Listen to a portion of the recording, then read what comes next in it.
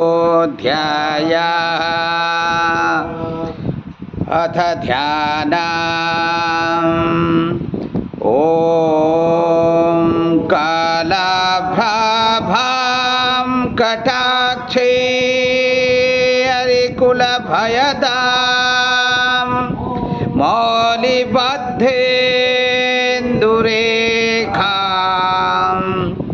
शङ्खां चक्रं कृपाणं त्रिशिखमपि करैरुद्वहन्तीं त्रिनेत्रां सिंहस्कन्धाधिरूढां त्रिभुवनमखिलं तेजसा पूरयन्ति ध्यायेत् दुर्गां जयाख्यां त्रिदश परिवृतां सेवितां सिद्धिकामे। ॐ सर्वाबाधा विनिर्मुक्तो धनधान्यसुतान्वितः मनुष्यो मत्प्रसादेन भविष्यति न संशयः। ॐ ऋषिरुवाच शक्रादयः सुरगणा निहतेति वीरे तस्मिन् दुरात्मनि सुरारिबले च देव्या तां तुष्टुवुः प्रणतिनम्र शिरोधरां सा वाग्भिः प्रहर्षपुलकोद्गमचारुदेहा देव्या यया तदमिदं जगदात्मशक्त्या निःशेषदेवगणशक्ति समूहमूर्त्या तामम्बिकामखिलदेवमहर्षिपूज्यां भक्त्या नतास्म विदधातु शुभानिशानः। यस्याः प्रभावमतुलं भगवानन्तो ब्रह्माहरश्च नहि वक्तुमलं बलं च सा चण्डिकाखिलजगत्परिपालनाय नासाय चाशुभयस्य मतिं करोतु। या श्रीः स्वयं सुकृतिनां भवने स्वलक्ष्मीः पापात्मनां कृतधियां हृदयेषु बुद्धिः श्रद्धा शतां कुलजना प्रभवस्य लज्जा तां त्वां नतास्म परिपालय देवि विश्वं किं वर्णयाम तव रूपमचिन्त्यमेतत् किं चातिवीर्यमसुरक्षयकारि भूरि किं चाहवे सुचरितानि तवाद्भुतानि सर्वेषु देव्यसुरदेवगणाधिकेषु हेतुः समस्तजगतां त्रिगुणापि दोषैर्न ज्ञायसे हरिहरादिभिरप्यपारा सर्वाश्रयाखिलमिदं जगदंशभूता मव्याकृता हि परमा प्रकृतिस्त्वमाद्या यस्याः समस्तसुरता समुदीरणेन तृप्तिं प्रियाति सकलेषु मखेषु देवी स्वाहासि वै पितृगणस्य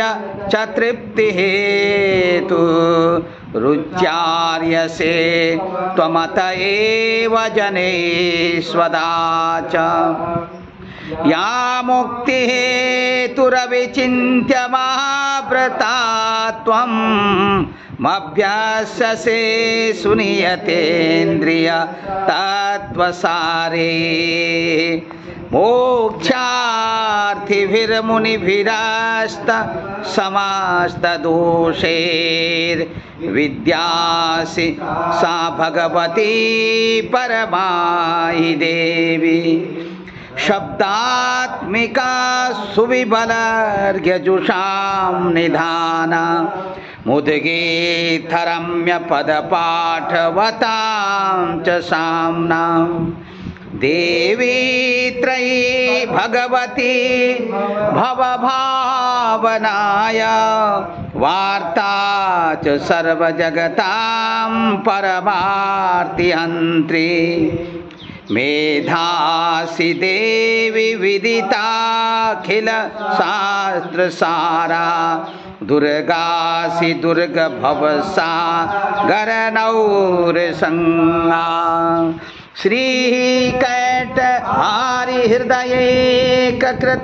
श्रीकैटभारिहृदयैककृतादिवासा गौरी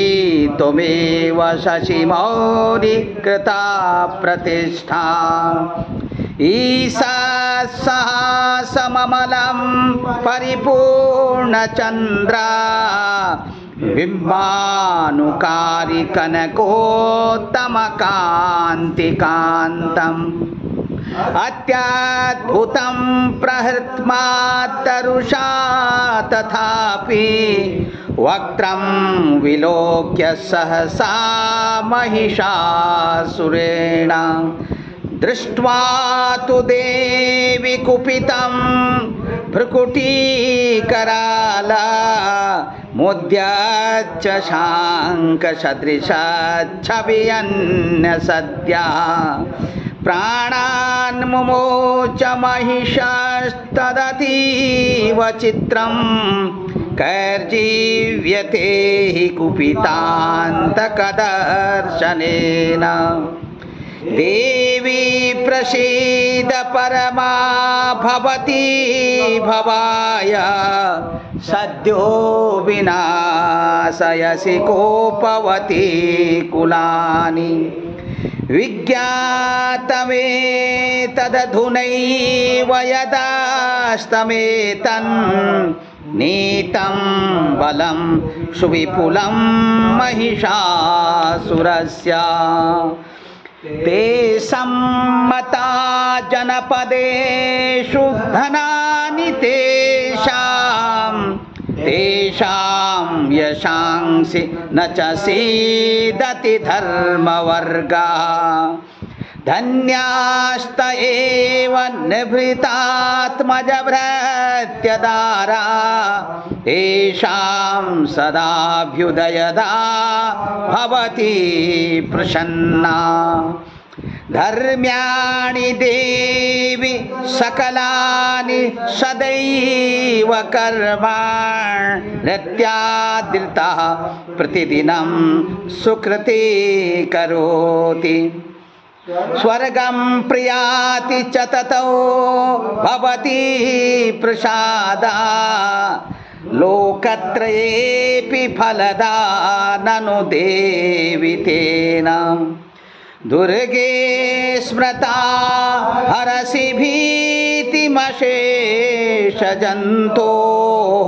स्वस्थे स्मृता मतिमतीव शुभां ददासि दारिद्र दुःख भयहारिणि का त्वदन्या सर्वोपकारकरणाय सदार्धचित्ता एभिर्हतैर्जगदुपैति सुखं तथेते कुर्वन्तु नाम नरकाय चिराय पापं संग्राम मृत्युमधिगम्य दिवं प्रियान्तु मत्वेति नूनमहितान् विनिहंसि देवी दृष्ट्वैव किं न भवति प्रकरोति भस्मा सर्वासुरा नरिषु यत्प्रणीडोषि शस्त्रम् लोकान् प्रियान् तु रिपवोऽपि हि सहस्रपूता इत्थं मतिर्भवति ते स्वपि तेति साध्वी खड्गप्रभानिकरविस्फुरणैस्तथोग्रे शूलाग्रकान्तिनिवहेन दृशोऽसुराणां यन्नागता विलयमं सुमदिन्दुखण्डा योग्याननं तव विलोकयतां तदेत दुर्वृत्तवृत्तशमनं तव देवि शीलं रूपं तथैतदविचिन्त्यमतुल्यमन्ये वीर्यं च हन्त्रहृतदेव पराक्रमाणां वैरीष्वपि प्रकटितयेव दया त्वयेत्थम् केनोपमा भवतु तेस्य पराक्रमस्य रूपं च शत्रुभयकार्यतिहारि कुत्र चित्ते कृपा समर निष्ठुरता च दृष्ट्वा त्वय्यैव देवि वरदे भुवनात्रयेऽपि त्रैलोक्यमेतदखिलं रिपुनाशनेन त्रातं त्वया समरमूर्धनि तेऽपि हत्वा नीतादिवं रिपुगणा भयमाप्यपास्ता मस्माकमुन्मदसुरारि भवं नमस्ते शूलेन पाहि नो देवी पाहि खड्गेन चाम्बिके घण्टास्वनेन न पाहि चापज्यानिः स्वनेन च प्राच्यां रक्ष प्रतीच्यां च चण्डिके रक्ष दक्षिणे ब्राह्मणेनात्मशूलस्य उत्तरस्यां तथेश्वरि सौम्यानि यानि रूपाणि त्रैलोके विचरन्ति ते यानि चात्यर्थघोराणि तैरक्षास्मास्तथा भुवम् खड्गशूलगदादीनि यानि चास्त्राणि तेऽम्बिके करपल्लवसङ्गीनि तैरस्मान् रक्ष सर्वथा ऋषिरुवाच एवं स्तुतासुरैर्दिव्यैः कुसुमैर्नन्दनोद्भवैः अर्चिता जगतां धात्री तथा गन्धानुलेपने भक्त्या समस्तैस्त्रिदशैर्दिव्यैर्धूपैस्तु धूपिता प्राह प्रसाद सुमुखे समस्तान् प्रणतान् सुरान् देव्योवाच वीर्यतां त्रिदशः सर्वे यदस्मत्तोऽभिवाञ्छितां देवावुचुः भगवत्या कृतं सर्वं न किञ्चिदवशिष्यते यदयं निहतः शत्रु रश्माकं महिषासुरा यदि चापि वरो देयस्त्वयास्माकं महेश्वरि संस्मृता त्वं नो हिंसेथाः परमापदा यस्य मर्त्यः स्तवैरेभिस्त्वां स्तोष्यत्यमलाधने